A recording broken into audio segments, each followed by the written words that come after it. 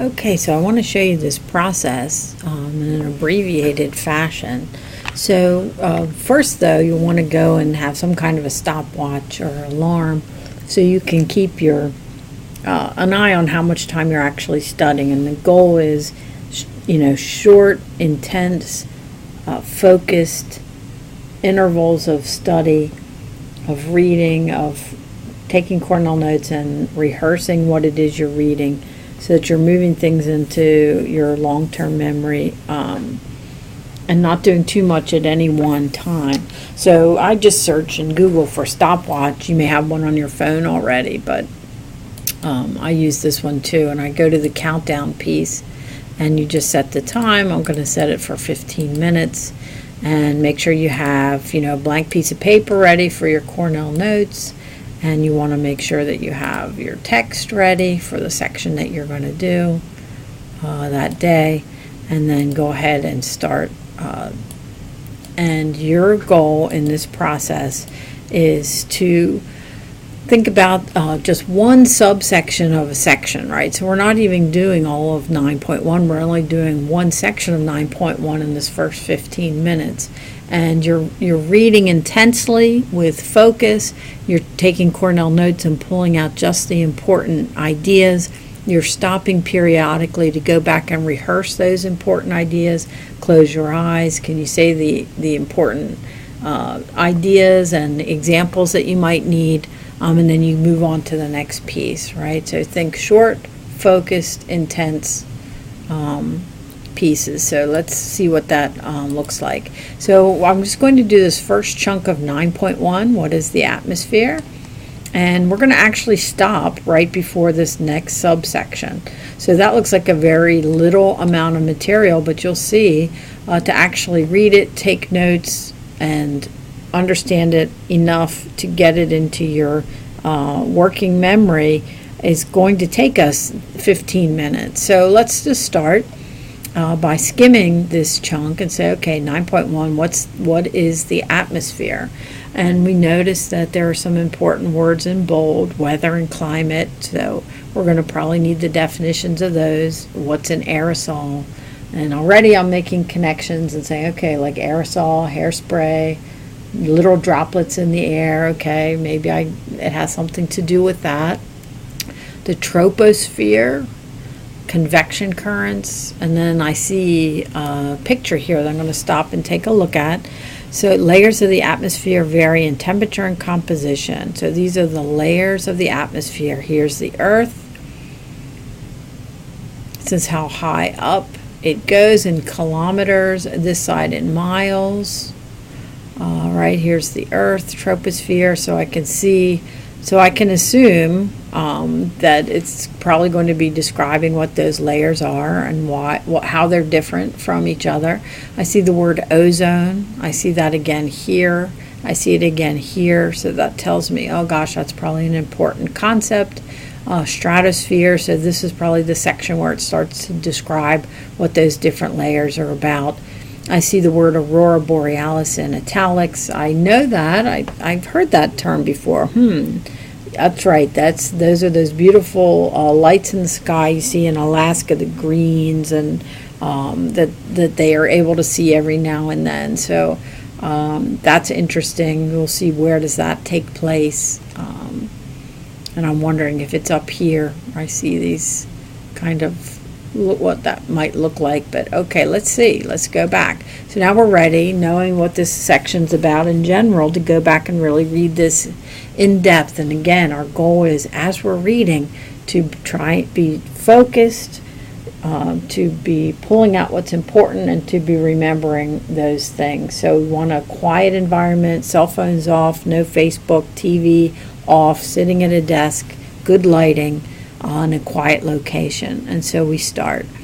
Earth's atmosphere consists of gas molecules relatively densely packed near the surface and thinning gradually to about 500 kilometers or 300 miles above the Earth's surface. In the lowest layer of the atmosphere, air moves ceaselessly, flowing, swirling, and continually redistributing heat and moisture from one part of the globe to another. And that makes me think of, the weather maps that I see on the news. And I think about hurricanes, and you can see how those powerful systems move across the globe with all their moisture, and how wind is pushing them. And so bringing, precipitation and moisture and temperature changes at different times of the day and year. The daily temperatures, wind, and precipitation that we call weather occur in the troposphere. So I'm going to stop. I want to write down that definition. So I go to my Cornell notes. I have them set up ready to go with the section heading, and I put in weather. Daily temperature, wind, and precipitation occurs in the troposphere. I go back to the text. Long-term temperatures and precipitation trends we refer to as climate. So how are these two different? They seem the same. Weather, climate, weather. How are they different? So I go back, write down my definition of climate, right? And I see, weather's a daily temperature, wind, and precipitation. Climate are trends, right? So what's happening today? What's the weather like today versus over the last 5 years? We've had pretty hot summers, right? So the trend is for hotter summers than normal, right? So that's climate. That's how we talk about things that happen over the long run, temperature and precipitation. So then I close my eyes and I say, do I have that down? And I rehearse that, I memorize it, I say it again. Weather, daily, temperature and precipitation changes. Weather happens in the troposphere. Climate are long-term trends. Okay, got it. So I can move on to the next section. Okay, and so I keep doing that. I go through here the text. I'm reading it. I'm making connections to things I already understand. But it's a slow process. Then I come back, take my notes. Right. The next section is what was the earliest atmosphere, and how did our atmosphere of today get formed? What's our current atmosphere like, right? And then the next section of the text, I come back and I stop and I rehearse that, all right? And I say, okay, the atmosphere today is made up of weather is, climate is. I'm rehearsing it. If I need to write it down again, I do. That helps me get it into my memory. So I stop, rehearse. In whatever way that's going to work, then I come back to the text, right? And I make sure I work through all of this. What are the different characteristics of these, right? And I just work my way down through the text, back and forth into my Cornell notes, stopping periodically to rehearse, memorize, and to close my eyes and be able to tell that story. So how much time, just to talk it through took us about 8 minutes, right? To actually get everything written down that you need, that's important, and to have it up in your head takes time. So that's why we took just a small chunk for 15 minutes, right? So now, how do we know we got everything that's important? What if we miss something, right? So this is the point where you're going to take a couple of minutes, right? Only. You're not going to take a long time. You have your notes here, but you also have Dr. Bly's PowerPoints, right? So you're going to go back and say, okay, let me look at these PowerPoints. Did I get everything? Did I miss anything? So you're not going to take anything away, but you're going to make sure there aren't any gaps. Did you get everything? If you need to add something, you go back and do that, right? Okay.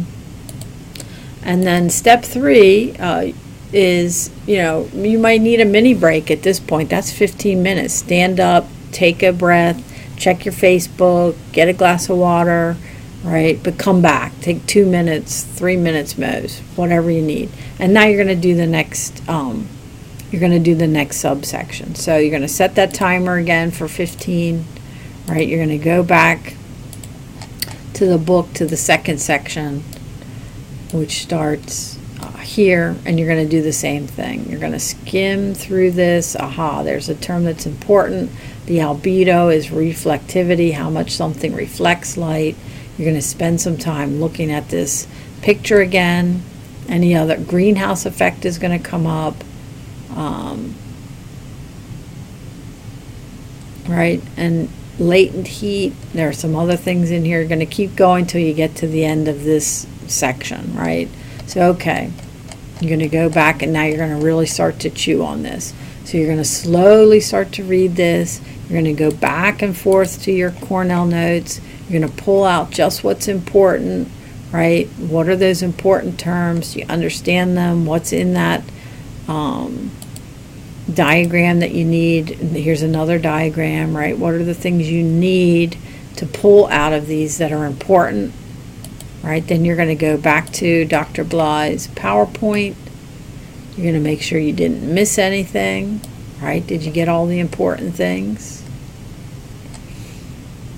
You're going to stop repeatedly to rehearse and memorize and go back to the section before and make sure you can still go back and in your mind, without looking, talk about those important points.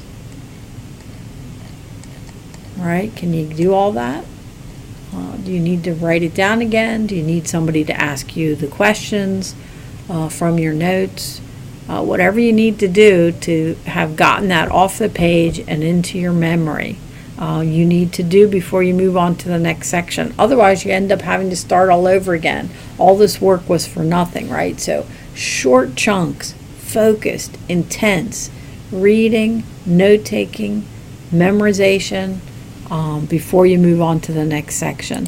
So I'm going to say that when you get to the end of that first section, right, before you start 9-2, this is a great place to stop, right? So you're going to stop there, right? You're going to take a couple minutes to review and rehearse all your notes one more time. Then you're going to go in and you're going to do Learn Smart. Now, I set up for you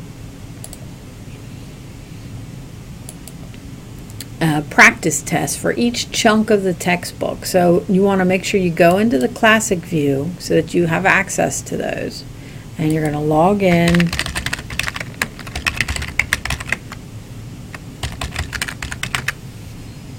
And the practice tests are going to come up. You can take those as often as you want. I'm going to now go into the 9.1 and I'm going to start that, right? And at this point, you should be able to do this fairly quickly, right? So why does it tend to rain or snow on mountaintops? Well, that was the part that we did in the next section. Air cools as is forced up over a mountain, causing water vapor to condense. So, yep, I know that one.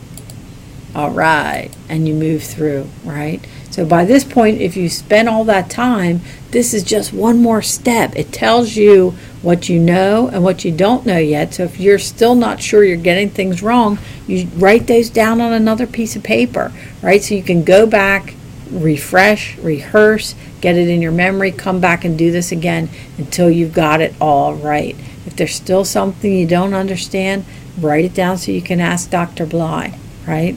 So you go through those practice tests once you finish each section, right? And then that's enough for today. But look, that maybe took you 15 minutes for Learn Smart. It took you 15 minutes for each of those subsections. We're talking about 45 minutes with a few extra minutes in between. We're talking a little bit over an hour to do section 9.1. So if you're saying, oh my gosh, I spend an hour for the whole chapter, I'm saying that's not enough. So if you're saying, oh my gosh, I spent an hour on the whole chapter, I'm saying that's not enough. It's never going to be enough to learn what you need to learn in college, especially as things get more and more challenging as you go along.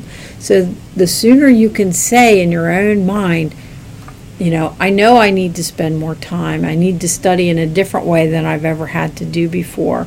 The sooner you're going to be able to start to see success in your classes. But you have to choose to be able to do that for yourself, to find the times in your day when you're going to be available, make available through choices that you make to make that happen for yourself.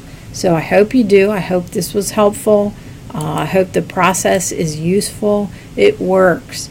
If you do it every day, an hour, a chunk at a time, I promise you, you're going to see a difference.